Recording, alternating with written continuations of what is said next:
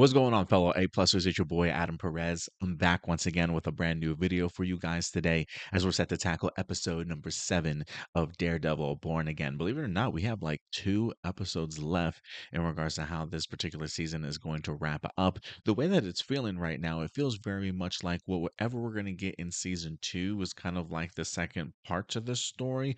I do wonder if we're going to have like a finalized sort of finale to this season, or if it's going to leave us in some sort of cliffhanger that might in turn send us into I should say, season 2. I only say that just because with 2 episodes left, I am trying to figure out exactly sort of what the end game to this season is.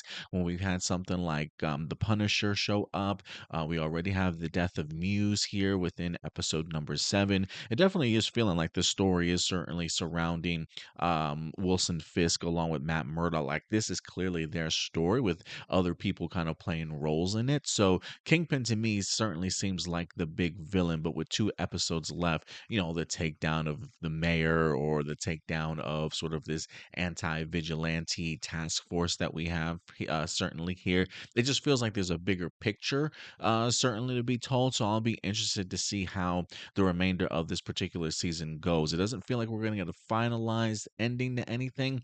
If anything, it feels more like we might have sort of a big cliffhanger that'll then send us into Daredevil Born Again season 2, which to me feels very classic television, if you will, like maybe the wrapping up of some pieces, but bigger stories to certainly kind of unfold as you go into the next season. And luckily for us, Daredevil Born Again season 2 is currently filming and expected to go ahead and drop in 2026. So it's not like we're going to have to wait around 2 or 3 years to kind of figure out what certainly happens next, if it does end in a big sort of revelation or a big cliffhanger. So we'll definitely have to see. But let's go ahead and dive into episode number 7, if we can. It was just an okay episode for me. I felt like episode 6 was truly peak for me. The directing work in here was a little bit boring, honestly. I don't know who they brought on for the director, but it certainly wasn't the same person. It just felt a little bit stagnant at times in particular scenes. Nothing really dynamic to draw my eye in, or big moments in here that I was just like, oh, wow, that's crazy. I mean, I guess if there is any moment that was like, oh my goodness, I can't believe that happened, it's probably when Muse goes to attack Heather. This is while Daredevil and him are fighting, and then he uses his grappling hook that literally like goes through Muse and pulls him back, sort of thing. Like, the optics of that particular sequence was pretty bananas to me. And I also kind of dug the idea of seeing Daredevil come swinging in through the window for some reason. Just a very sort of Batman heroic-esque level move, if you will. And I am a big fan of seeing Daredevil kind of in the daylight, during the day, fighting crime and whatnot. So, we're so used to seeing him certainly in the shadows at nighttime. So being able to see him out in the open, if you will, in the daylight, that dynamic was pretty cool for me. But as far as like a directing point of view, yeah, nothing really too dynamic, unfortunately. I was a much bigger fan of episode 6. I still think episode 6 is the best episode of the season by far, but that's just me. There are aspects about this episode that I enjoyed. The sort of crashing out of Wilson Fisk at the revelation that Daredevil is back. Him realizing the sort of first off, the recap I thought did a really good job of reminding us of the warning that Kingpin winds up giving Matt Murdock, in a sense of like, look, if I ever hear about you or see you return, like it's gonna be all hell, if you will. So seeing Wilson Fisk crash out in here with the realization that Daredevil is back, reminiscing on the past Netflix seasons and how much he's really sort of taken him out of the game, whether that be spoiling everything that he had in regards to the city, the first 3 episodes or first 3 seasons of Daredevil, to even his cohorts that were certainly working alongside of them, and seeing Daredevil sort of take them down also. I mean, the brutal, and I just rewatched season 3, but just the brutal confrontation that Kingpin and Daredevil wind up having in season 3, right? Like, there's still a lot of animosity there.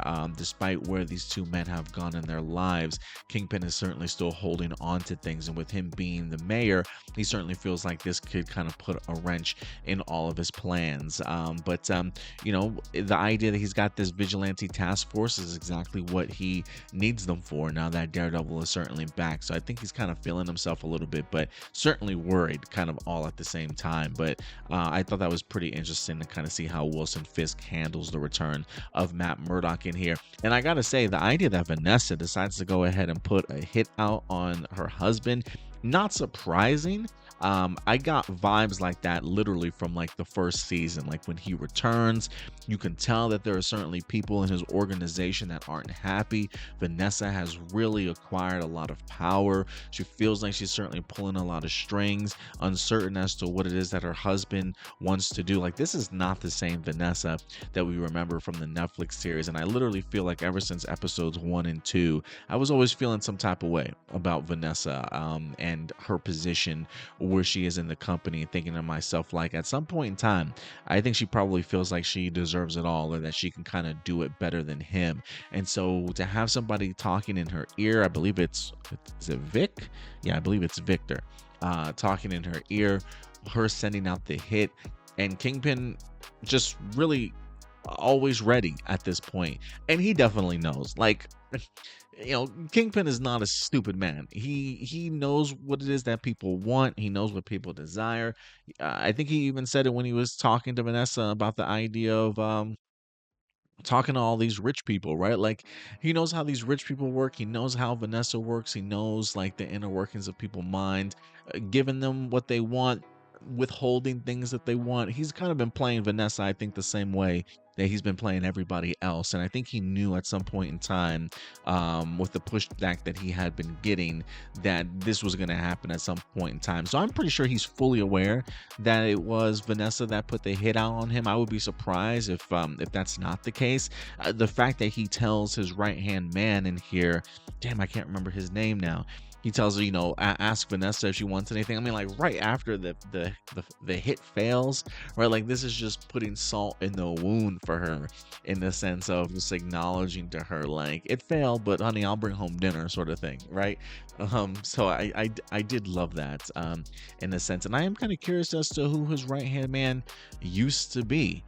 He does tease the idea as to why he certainly brought him on board, but I do wonder what his job was before he started working with the Kingpin in here. But I continue to think that the Wilson Fisk and Vanessa stuff is some of the best stuff that we've had kind of all season so far in this show. I'm actually a really big fan of what Vincent D'Onofrio is doing. I do want to talk a little bit about Muse in here also, as he winds up trying to kill, is it Heather, the psychiatrist, or the therapist, I should say. It kind of all's coming full circle here now. Muse going out for the therapist that is not only Kingpin's therapist, but also Matt Murdock's girlfriend. I'm still under the impression that Kingpin knows that they are a thing. Maybe I'm wrong. I mean, the fact that Daredevil showed up to kind of protect her, I do wonder if Kingpin is putting that piece together as well. He knew exactly where to send the anti-task force people to the business of Heather in order to hopefully stop and bring down Muse. But the Muse stuff for me is fascinating in the sense that outside of seeing him and the really creepy concept of him being a serial killer and how he uses people's blood to create portraits and stuff, I think all of that is really cool. I'm just not a big fan of how they've handled sort of like his origin story in here. Now, look, to be perfectly honest with you, I'm not a big fan. Well, I don't want to say a big fan, but I'm not knowledgeable as to who Muse is when it comes to the Daredevil comic books. I literally had to look this up last night, in the sense that there, like, really, he doesn't have like an origin story. That he's assumed to be maybe some type of inhuman, having some level of like inhuman abilities, but I don't believe they've ever really revealed his secret identity or his origin story, certainly, to the world. So when I watch this, and correct me if I'm wrong, but when I watch this, it feels like they're trying to put together a origin story for Muse, and it just doesn't land for me in the sense of like it's just not believable enough. Like, okay, your parents treated you badly, maybe they beat you and stuff, maybe you killed your taekwondo teacher, they forced you to do things that you didn't necessarily want to do and you hated them for it, but like where does that add into like, your love for artwork, or how does that turn you into the killer and the person that you are today? I think we get like maybe um one moment of him meeting this psychiatrist, and I'm kind of under, or the therapist at her book reading or her book signing early in this season. And so I'm kind of under the impression here that this is like their first time meeting.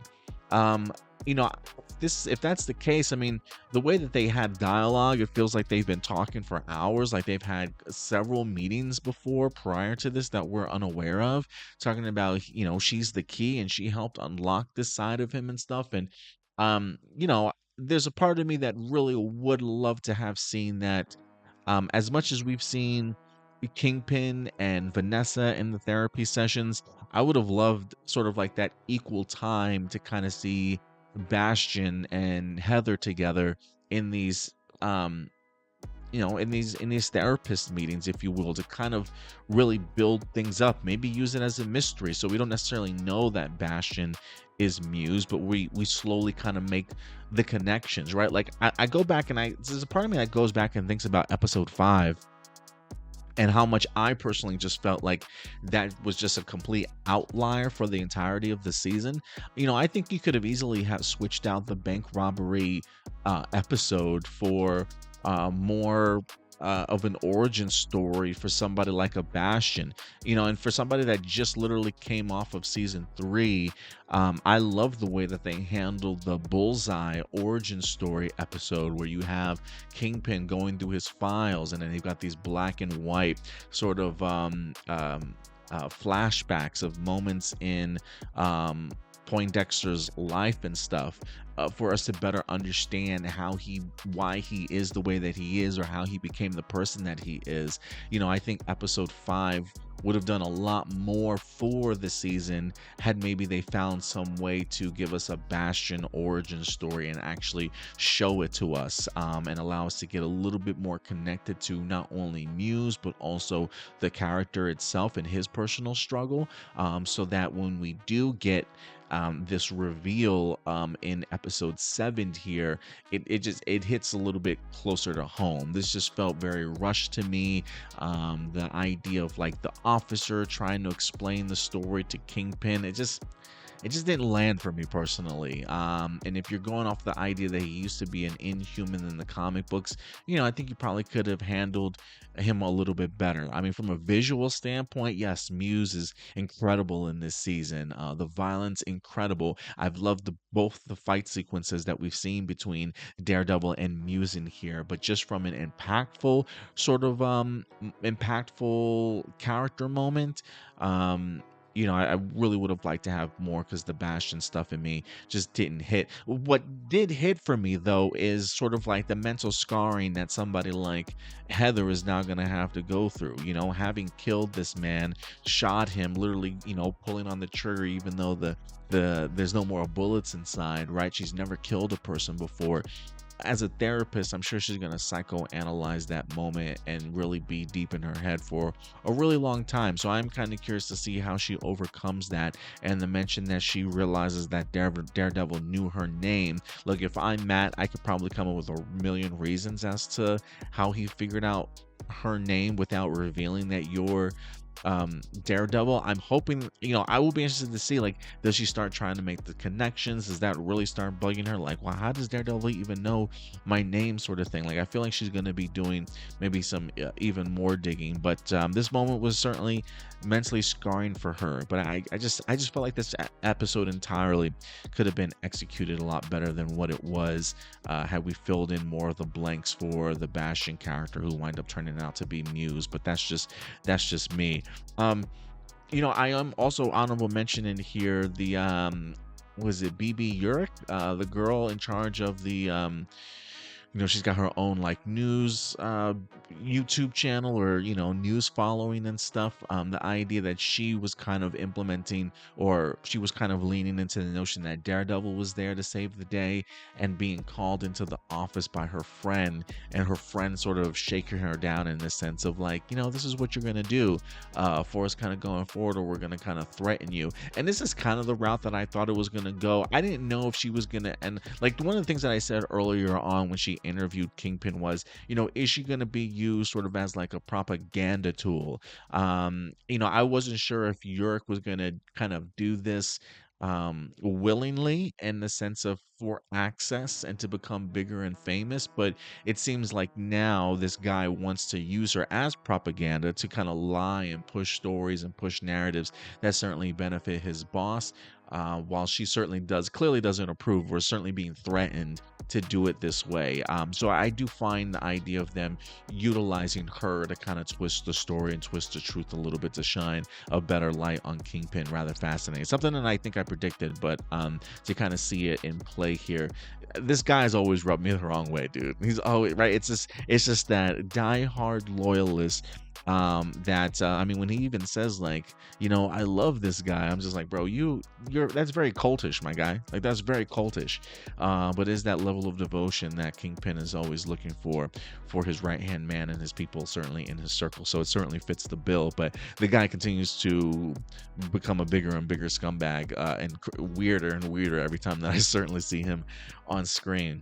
But yeah, other than that, clearly Daredevil, or I should say Matt, is continuing to get back into his old life. Sherry, his friend, is trying to warn him of, continuing to ruin his life if he decides to go down this path. I always think that there's some level of truth to that. And it's a little heartbreaking to kind of see Matt in a position of being loved again, being happy, but yet still having to manage to lie to the people that he loves. And now one of the people that he loves being put certainly in harm's danger. It's just is Heather going to die by the end of the season? They clearly have no problem killing people off this show. So I am kind of curious if there's more to certainly worry about when it comes to Heather, if more things are going to be taken from Matt for donning the costume again.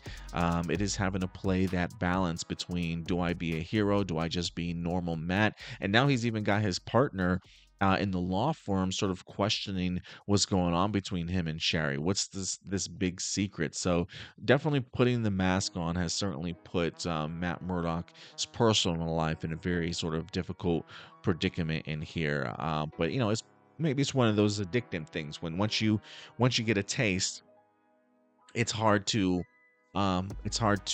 stop, right? And if his argument was the idea that I came back because Muse is a serial killer out there, well, now that Muse is out of the equation, you shouldn't have to put on the costume anymore, right? So I am wondering if he's going to have that talk with Sherry, with Muse certainly out of the way, like, okay, I'm going to put up the costume now. There's no more need for Daredevil in the city. Or is he going to fall back into his old ways? I'll certainly be interested in it. But again, not the biggest fan of this episode. It was okay. I had its enjoyable moments, but I definitely seen better episodes this season. It's just a little messy, I think, with the Muse and origin stuff. Not just this season, but just how I think they could have better utilized some of these episodes in the past to help build them up to a little bit more formidable of a foe. But look, those are just simply my A+ opinions. I certainly want to know yours. What did you guys think about episode 7? Was it incredible for you? Was it everything you certainly hoped it would be? Definitely go ahead and let me know your thoughts in the comment section box below. But until next time, do me a big favor, as always, take care of yourselves, take care of each other, and keep it A+. I'll talk to you guys later. Bye.